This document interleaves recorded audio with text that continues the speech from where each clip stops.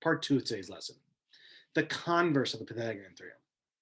So the converse says, or the Pythagorean theorem says, if you have a right triangle, then a squared plus b squared equals c squared. That's a shortcut, right? Leg squared plus leg squared equals hypotenuse squared. The converse is the reverse order. If I know that hypotenuse squared equals leg squared plus leg squared,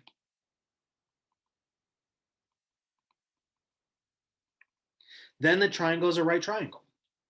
So we're going to work it backwards now. So in this scenario, for example 1, we're given a triangle with those three sets of sides. Okay. Now in this scenario, it's kind of drawn where this looks like the hypotenuse, but I just want to confirm it. Okay. Remember, C, the hypotenuse is always, C is always the longest side. Okay, so I'm just going to confirm it real fast. Is 3 root 13 longer than 6 and 9? All right. So 3 square root of 13, that comes out to about 10.82. So yeah, I confirmed it. That is my hypotenuse. I just want to be on the safe side. So I'm going to go ahead and set up my leg squared plus leg squared. Does that equal 3 root 13 squared? Okay, so when we do this, 6 squared is 36, 9 squared is 81. I add those together, I get 111, 117. 3 root 13, this is where you got to be careful. If you plug this in the calculator and you make it look like this, yeah, I'll just do it here. Very noisy dog. All right, if I do 3 root 13 like this, and you plug in the calculator, you're actually going to get the wrong answer. Okay, this is going to give you something that's off. The reason why is because what this is really saying is 3 times root 13 times root 13. That's not what I'm looking for. So this is going to give me 39 if I plug it in this way. If you want to multiply the entire thing in your calculator, you have to do this. Okay, this is going to give me 3 root 13, 3 times the square root of 13 times 3 times the square root of 13. Okay, so you have to make sure if you do in the calculator, you do parentheses around your radical number and then squared symbol like that. So 3 root 13 inside, raised to the second power. If I do it by hand, I'm just going to take this. I could do my multiplication in any order. So I've got 3 times 3 is 9. Root 13 times root 13 is actually just going to be 13. So now I take 9 times 13. That's 90 and 27.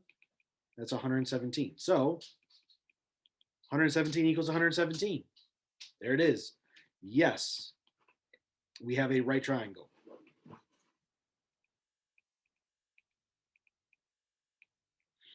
So that's what the converse tells us. We can confirm whether or not a triangle is a right triangle. But let's assume for a second that these numbers didn't match up. Well, number one, I would say it's not a right triangle, but we can actually take it a step further and then classify it. We can actually tell whether it's acute or obtuse based on how does the c squared value compare to the other ones. So in this scenario, if c squared ends up being less than a squared plus b squared, so right here, if that's less than, the triangle is acute. So here's what's kind of happens. If we take that right triangle and we kind of shrink the c squared down a little bit, your triangle will look kind of more like this in a way. So it'd be like A, B, and then C. Okay, so what happens there is it shrinks it down into an acute triangle.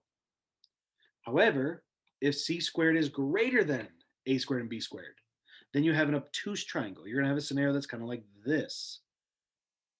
A, B, oops, and C. Okay, so think of that C. Like if I have an exact right angle right here, then that's where c squared equals a squared and b squared. But if I take that C, right, let's try this. Here we go. If I take that C and I extend it out, I'm going to create an obtuse triangle. If I shrink it down, I'm going to make an acute triangle. Okay? And then one more inequality idea, and we honestly probably should have started with this, but the triangle inequality theorem says that the sum of the lengths of any two sides of a triangle is greater than the length of a third side. So if I look at this triangle here, when we label our letters here, we like to do a lowercase a across from the uppercase, lowercase b here and lowercase c here, okay? But bottom line is this. If I take two sides and add them up, that's got to be greater than the third side. And technically speaking, any setup I do, like if I do a plus c, got to be greater than b. If I do b plus c, got to be greater than a. Okay? So all three of these inequalities are true. This is like a qualification just to be a triangle. That's the idea here. So if I go through now, we apply the triangle inequality theorem. A triangle has a one side length of 14 and another length of 10. What are the possible lengths of the third side? Okay, there's two possibilities here when we look at this. That third side is either the longest side or it's one of the other shorter sides. Okay, so we're going to look at two cases. Number one, we'll call the third side x. So case number one, x is longest. If x is the longest side, that means my 14 and 10 are the two shorter sides. 14 and 10 have to be greater than x. That's what we said for the inequality theorem. The sum of the lengths of any two sides of a triangle is greater than the third side. So if x is the longest side in this unknown triangle, then 14 and 10 have to add up greater than that. So that means that 24 is greater than x. If I flip that around, that means that x is less than 24. So whatever length it is, it has to be less than 24. But if I start shrinking that third side down, there is another case. Case number two is that x is like a medium side. I should say, let me say it this way instead. Case number two is that when I look at 14 here, 14 is the longest side.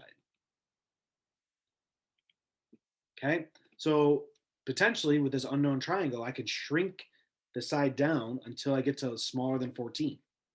That would make 14 the longest side. So this is what needs to be true. The third side and 10 together still have to be greater than 14. Okay, this is just to qualify as a triangle, that's all. Subtract that over, x has to be greater than 4. So what we're saying here is this, the possible lengths of the third side, x can be greater than 4, but also less than 24. It could be any number in between those. It could be 4.5, that's fine. It could be 23.99999999999. Technically, that's fine too, as long as it's less than 24, but also greater than 4. All right? So, classifying triangles now. Remember, we did this last semester. We classify triangles if I gave you like angle measures or gave you enough information about stuff like that, like a scaling acute, things like that. So now, in this scenario, we're going to do two things. Step one, we're going to apply the triangle inequality theorem. Anytime I classify, step one, check to see, is it a triangle? Okay, so step one, is it a triangle? What needs to be true from before is we said, all I really need to do is check, are my two shorter sides greater than the third side when I add them together? So is 2.8 plus 3.2 greater than 4.2? That's 5. That's going to be 6.0 greater than 4.2? Yes. This means I have a triangle. Okay. Step two. Now I'm going to plug the converse of the Pythagorean theorem. So I'm going to take 2.8 squared plus 3.2 squared, and I'm going to compare that to 4.2 squared. Okay, I didn't put anything in there yet in that blank spot because I don't know if it's equal, less than, or greater than. Okay, so I'm going to do 2.8 squared, and I'll pull out a calculator for this one. So we got 2.8 squared, 7.84. Then 3.2 squared is 10.24. And then 4.2 squared is 17.64. Add these together, I've got 7.84 plus 10.24, and that's 18. 0.08. That is greater than 17.64. So here's my scenario. The a squared plus b squared is greater than c squared, which is going to match this one. So I should write that down here too. If I reverse the order of that inequality, a squared plus b squared is greater than c squared is also acute. Same thing here. A squared plus b squared less than c squared is obtuse. So what we just confirmed is this one. Okay, so without actually seeing the triangle drawn out to scale, we know it's an acute triangle. So once again, step one is to confirm, is it a triangle? We do the inequality theorem there, okay? Once we confirm it's a triangle, now we can classify by doing the Pythagorean theorem idea. These are two separate steps. Do not confuse them, okay? As a quick example, without going over the U-tron analysis, I'll leave those for you, okay? Let me just scroll, there we go, come down here. Like if I gave you, let's say a triangle has sides 3, 4, and 6. No, not 6. 3, 4, and 9. Okay, so step one is 3 plus 4, is that greater than 9? That's what we're testing. 7 is not greater than 9. So this is not a triangle. I do not need to worry about trying to do a acute, right, or obtuse. Okay, so once we get to this step and like I prove that the two smaller sides add up to something less than the third side, can't even make a triangle. My diagram that I drew is not actually possible. It'd be something like this. It would be like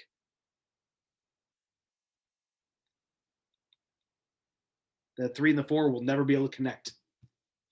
Okay, so that's what's happening in this scenario. I cannot actually in real life connect the 3 and the 4 together to make a 3, 4, and 9 as a triangle.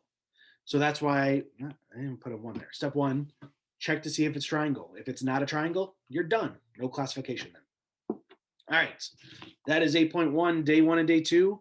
A little bit longer video than I was hoping, but I think it's pretty straightforward, especially since you've done Pythagorean theorem before, but we're just applying in a couple different ways now. All right. All right, we'll continue our work with triangles in the future. Take care, everybody. Have a nice day.